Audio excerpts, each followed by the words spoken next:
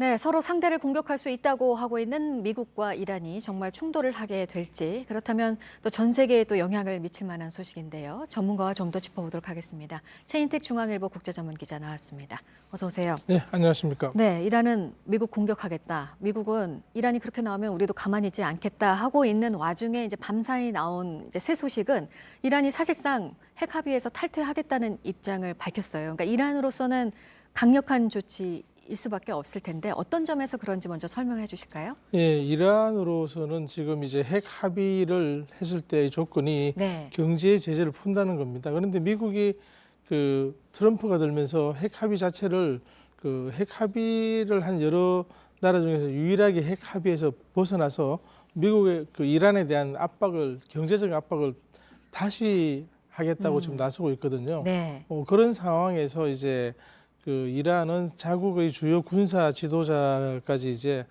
이라크에서 네. 드론 공격으로 사망을 했으니까 네, 네. 핵 합의를 더 이상 지키지 않겠다고 얘기를 한 건데 이건 굉장히 주목이 되는 그 내용입니다. 왜냐하면은 네.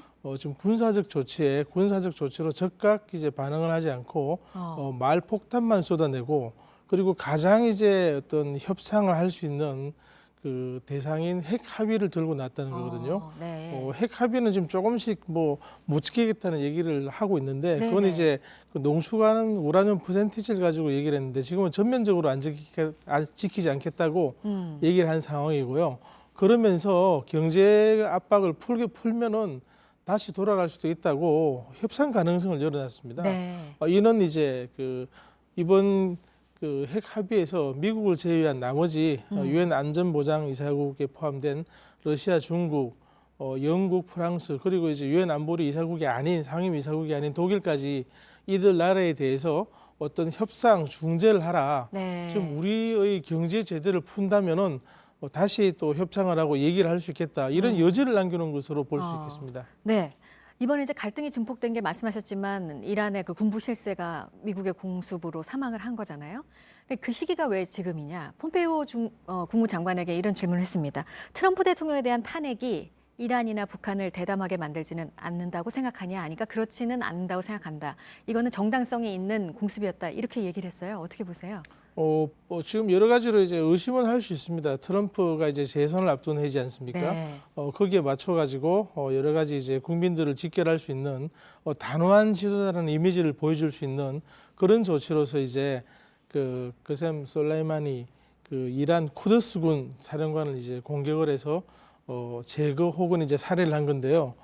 이걸 보면은 이제 이런 의심도 가지만 또 한편으로는 이미 네. 2018년 1월에 거셈 솔라이마니를 제거하라는 지시가 떨어졌다. 그래서 이제 기회만 뭐 보고 있었다. 이런 그 관측도 있고요. 이건 정보 쪽에서 나온 얘기입니다만은 여러 가지로 이제 볼 수가 있습니다. 그런데 중요한 거는 이 솔라이마니라는 인물이 이란의 그 대중동 정책 그리고 이제 대미 정책의 사실상 핵심 그 두뇌였다는 거죠. 네. 단순하게 군사 지도자를 넘어서 어떤 그 이란의 정체성 혹은 이제 그 이스라엘에 대한 공격 혹은 이제 압박을 책임지는 그런 이제 전술가 있는데 그런 사람이 없어짐으로 해서 이란으로서도 굉장히 당혹스럽지 않는가. 쿠드스군이라는 그 부대의 사령관인데요. 쿠드스란 말은 아랍어로 예루살렘을 뜻합니다. 예. 이란어로는 이제 고드스라고 하는데 예루살렘을 다시 차지해서 어떤 그 이슬람 사회에서 팔레스타인을 해방하겠다. 그리고 미국과 이스라엘을 그 중동에서 쫓아내겠다. 이런 이제 목적을 가진 이란의 해외 공격 파병 공작 전문군입니다. 미국으로 치면 CIA에다가 그 해외 파병을 담당하고 있는 모든 부대를 합친 듯한 그런 그 아주 중요한 부대의 사령관이었죠. 그런 사람을 제거한 것 자체가 미국으로서는 뭐 미국인에 대한 공격을 막겠다 이런 명분을 이제 얘기를 할 수가 있는 것이고 네. 이란으로서는 이거는 뭐 백주도 나죠 무슨 일이냐고 이제 따질 수 있는 그런 이제 서로 상반되는 주장을 할 수밖에 없는 그런 사안인 거죠. 네. 어쨌든 이게 전면전으로 가지 않으려면 국제사회의 여러 나라들이 나서서 이거를 진화를 해야 되잖아요. 각국의 입장은 어떻게 갈리고 있는 건가요? 지금 보면은 상당히 놀라운 게 네. 미국에 대해서 항상 이제 그 날카로운 발톱을 보여왔던 중국과 러시아가 이번 사태에 대해서는 별 얘기가 없습니다.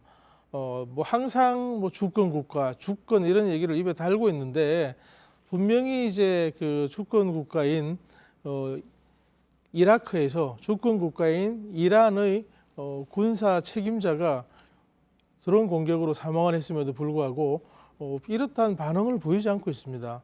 이거 자체는 여러 가지 중동에 대한 복잡한 속내 이런 걸 이제 얘기를 할 수가 있는 건데요.